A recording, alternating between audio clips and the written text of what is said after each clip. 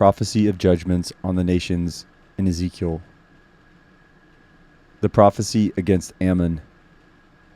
Ezekiel 25, 1-7. This section begins the prediction of coming judgment on the Gentiles. In keeping with previous prophecy against Ammon, this further word was recorded here. Ezekiel was told to prophesy against Ammon. Because Ammon rejoiced when Israel's temple was destroyed and the people of Israel were taken captive, God would give them also to the people of the east as a possession. Verse 4. The reference to the people of the east apparently refers to nomadic tribes who lived east of Ammon.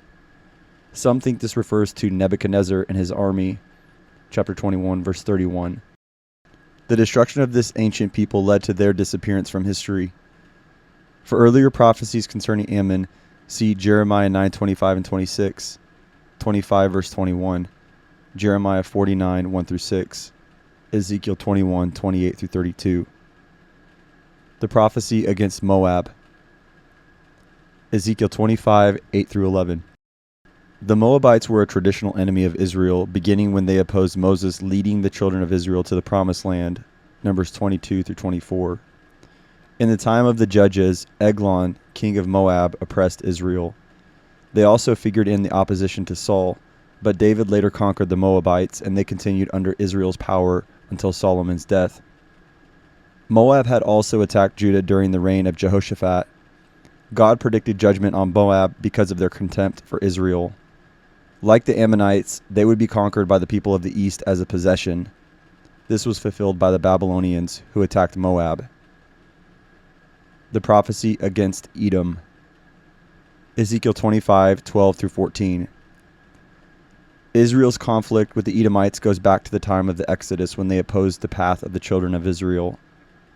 Saul fought them, and David made them subject to his reign. 1 Samuel 14:47, 2 Samuel 8:13 and 14. After gaining freedom from Israel, however, the Edomites became subject to Babylon after Nebuchadnezzar's defeat of Egypt, 605 BC. Their sin was that they took vengeance on the house of Judah. They will be punished for their opposition to God and to Israel. Edom was mentioned as subject to God's judgment in other scriptures. Isaiah 11:14, Isaiah 63:1, Jeremiah 9:26, Jeremiah 49:7-22, Joel 3:19, Malachi 1:4 and 5. This was probably fulfilled by the Babylonians' attack. The prophecy against Philistia. Ezekiel 25:15-17. Israel's conflict with the Philistines also had a long history, and here God pronounced judgment on Philistia. From the time of the Exodus, the Philistines opposed Israel and attempted to control their territory in the time of the judges.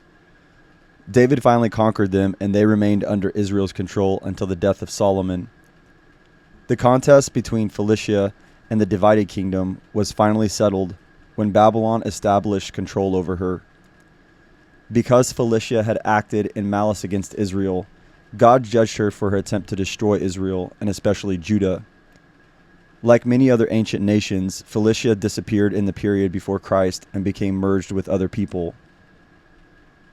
The prophecy against Tyre. Ezekiel 26, 1-21. The prophecy against Tyre occupies 3 long chapters of Ezekiel. Tyre was judged because she rejoiced in Judah's destruction, thinking that it would bring further business to her. God predicted that Tyre would be destroyed and the rubble of her city would be scraped away to bare rock. On the ocean side of Tyre, where she formerly had great commerce, there would be fish nets. Verse 4-6. This prophecy was given in the 11th year on the 1st day of the month, the time when Jerusalem was in imminent danger of collapse or capture by Babylon. At this time of tension, God spoke to Ezekiel concerning Tyre.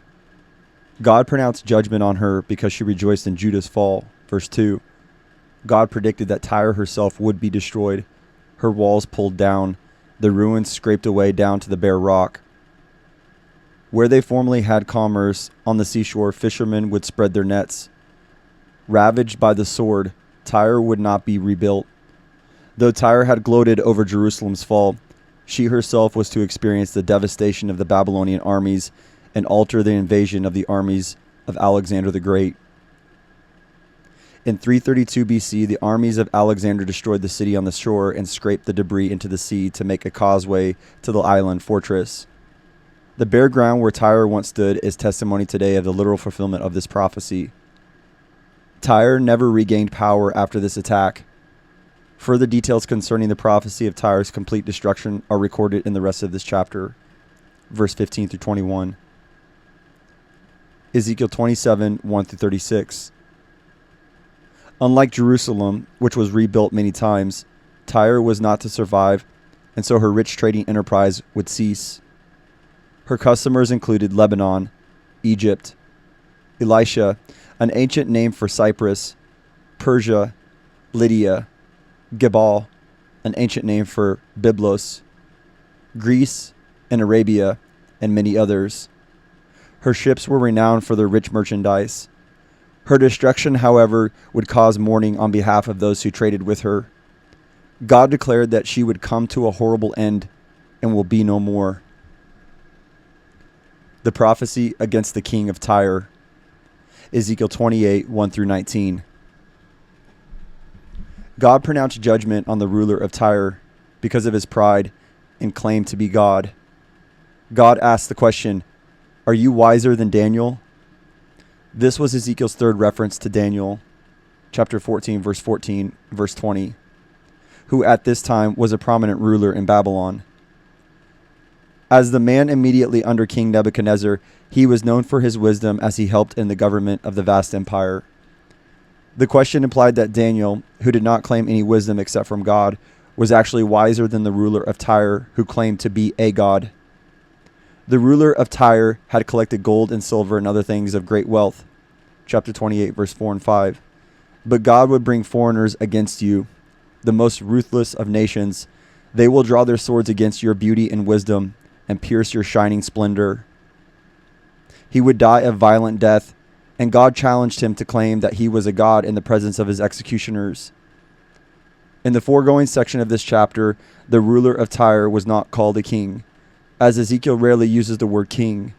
In the verses that follow, however, a message was addressed to the king of Tyre, verse 11 and 12. Interpreters differ in their understanding of this passage because it seems to go beyond the attributes of the ruler of Tyre. Some claim it refers to his god, but the description given does not relate to a heathen god, and Ezekiel would not recognize such a claim. According to the passage, he was declared to be the model of perfection, full of wisdom and perfect in beauty. You were in Eden, the garden of God, verse 12 and 13. This ruler of Tyre is described as having every precious stone set in gold. Reference was made to the day you were created. Here the passage seems to transcend anything that would correspond to the ruler of Tyre or his heathen gods. God then declared, "You were anointed as a guardian cherub, for so I ordained you. You were on the holy mountain of God. You walked among the fiery stones. You were blameless in your ways from the day you were created till wickedness was found in you." Because of the unusual description of this king of Tyre, from the church fathers to modern times, some expositors conclude that this was a reference to Satan rather than to a man. This would explain the fact that he was created and that he was a guardian cherub. It would also explain how he was on the holy mountain of God, which implied he was permitted to be in God's holy presence. Further, in verse 15, he was declared to be blameless in your ways from the day you were created. This state of holiness, however, was lost when wickedness was found in you. Though the Bible does not give much specific information concerning the origin of Satan, theologians for centuries have long held that Satan was originally created as a holy angel and fell from that position long before man was created. Some relate this passage to Isaiah 14, 12 through 15 as another reference to the fall of Satan from a state of holiness to a state of sin. These references to the origin of Satan and the origin of his present sinful condition harmonize with what the Bible teaches about Satan. Here he was described as the real power behind the ruler of Tyre and actually the king over the ruler of Tyre. The further description of Satan as being driven from the mountain of God and as a guardian cherub was expelled because of his pride also seems to go beyond anything that the ruler of Tyre experienced, or it may be interpreted as having a double reference to both the ruler of Tyre and Satan. The judgment on Sidon. Ezekiel 28, 20 through 24. Located about 20 miles north of Tyre, Sidon was a city with a long history. Sidon was a son of Canaan, and later a city was founded in his name, Genesis 10, 15, and 19. The history of Sidon continued to the time of Christ, and for hundreds of years thereafter, and is now the modern city of Sada. Because Sidon was a traditional enemy of Israel, God promised he would inflict punishment on her, and her streets would flow with blood. Then she would know that God is the Lord. Ezekiel 28, 21 through 23. Israel would remove Sidon like painful briars and sharp thorns, verse 24, that formerly afflicted her. Ezekiel 28, 25, and 26. Following the prophecy against Sidon, God again predicted that he would regather his people Israel, and that they would live in safety in their own land. This will be fulfilled in the millennium. Jeremiah 23, 5 through 8. The prophecy against Egypt. Ezekiel 29, 1 through 21. The nation of Egypt is the subject of many prophecies in the Old Testament. In Ezekiel 29, God declared himself against Pharaoh and described Egypt's destruction, verse 1 through 6. Egypt, first mentioned in Genesis 12:10, is the subject of hundreds of prophecies throughout the Old Testament and frequent references in the New Testament as well. Egypt was a land where Israel grew from a family to a nation, where Christ spent his early years, where Moses was born, and from which the children of Israel left for the promised land.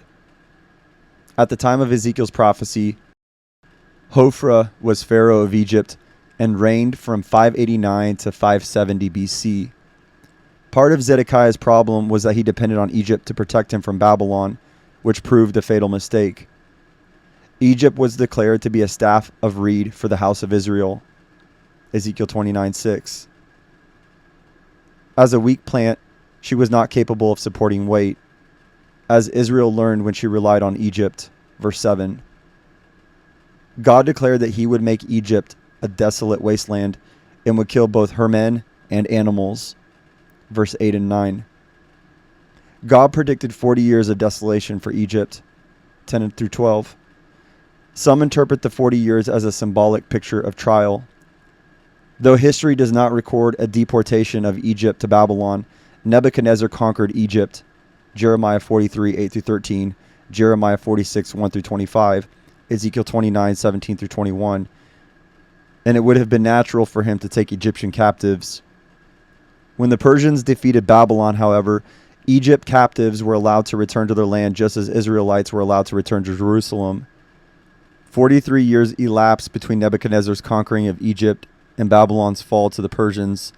Thus, the period could easily be referred to as approximately 40 years. In this passage, there is no need to expect a future fulfillment.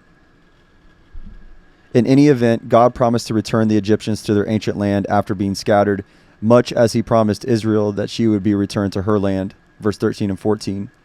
However, Egypt will never rise to be a great nation again. Verse 15 and 16. The Lord declared to Ezekiel that he was going to give Egypt to Nebuchadnezzar so that he would carry off its wealth as payment for destroying Tyre, where he had no reward. Verse 17 through 20. The reference to a horn is probably a symbolic indication that Israel will once again have authority and power in the day of a restoration to her land, likely fulfilled in the return from Babylon. The lament for Egypt. Ezekiel 30, 1 through 26. A poetic description of the Egyptian fall is recorded in Ezekiel 30. Her day of destruction would be a time of judgment, when not only Egypt, but also other nations would fall by the sword. The nations mentioned were allies of Egypt, and when Egypt fell, they would as well. Cush, designated the area of southern Egypt, is known today as northern Ethiopia. Esther 1:1, Jeremiah 46:9.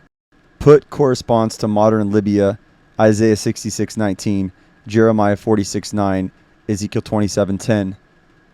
Lydia formed a part of the western coast of Asia Minor, verse 10.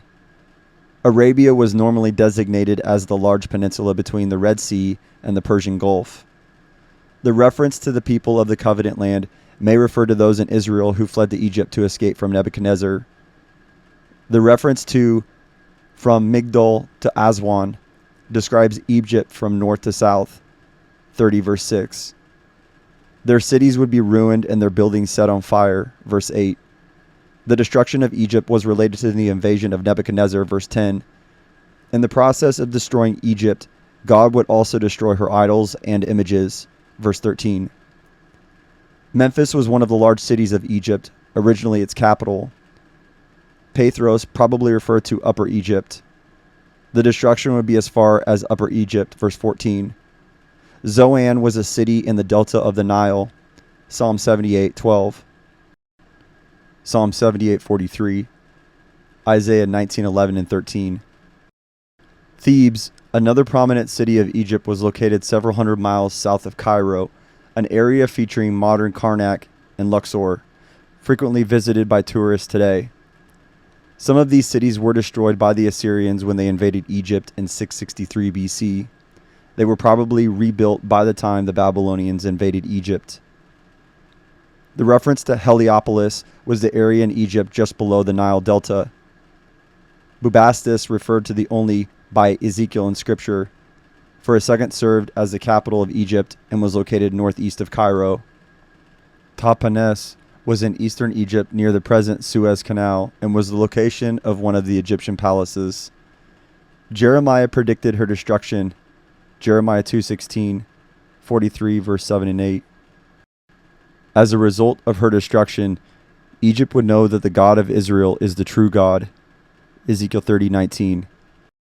In the closing verses of Ezekiel 30, God declared that he would break both arms of Pharaoh and strengthen the arms of the king of Babylon.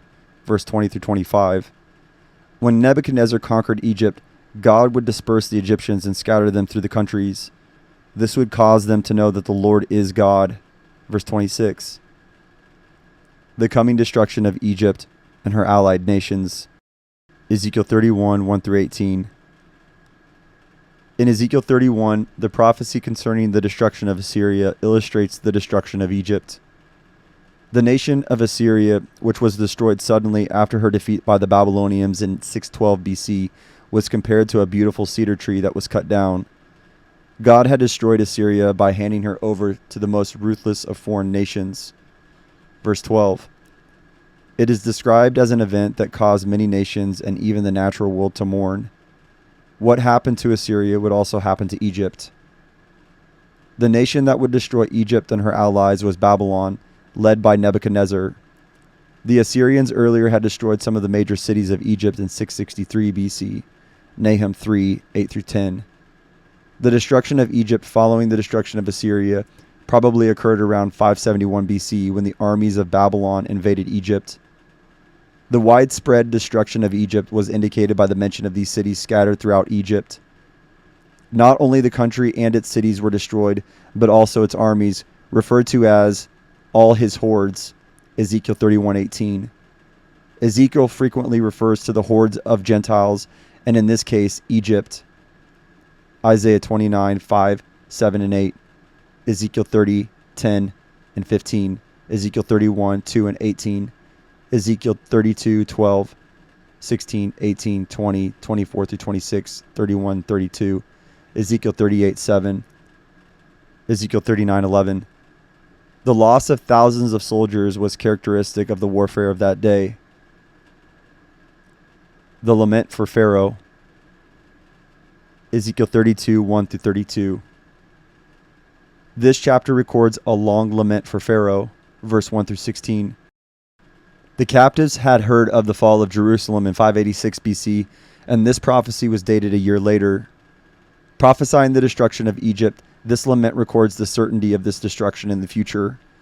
Previously, Ezekiel had recorded laments similar to a funeral dirge for Judah, Ezekiel 19, Tyre, Ezekiel 26, 17 and 18 and 27, and the king of Tyre, Ezekiel 28, 12 through 19. The lament is divided by the expression, "This is what the sovereign Lord says," Ezekiel 32, 3 and 11. A preliminary statement was given in verse 2. Egypt is compared to a lion and a monster. The lion would be caught in a net, exposed to the birds of the air and the beasts of the earth. The land would be drenched with blood. Even the heavens would respond by dimming the light of the sun and moon and darkening the stars. People of the world would be appalled by the destruction of Egypt. The prophecy specifically refers to the sword of the king of Babylon. The Egyptian soldiers and those who they hired would be cut down. Egypt's cattle would be killed, and the nation would be left desolate. The world would join in the lament. When they were killed, they would lie down with the uncircumcised. This referred to a disgraceful death of being killed by the sword. The slain of Egypt would join the slain of Assyria in Sheol. Verse 21 through 23. Other nations such as Elam would also be in Sheol. Verse 24. They were a people who settled east of Babylon and later were absorbed by the Persian Empire. They were conquered by both Assyria and Nebuchadnezzar. Jeremiah 49:34 through 39.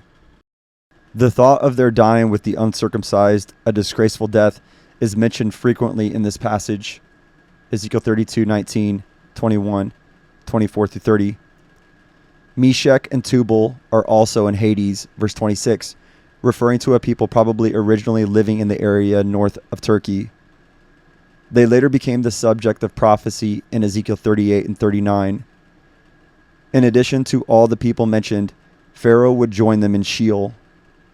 Also, there would be the Sidonians, described as all the princes of the north, probably located north of Egypt. The concluding prophecy was that Pharaoh and his army would be there as well, having been killed by the swords. This was fulfilled in 663 and 571 BC.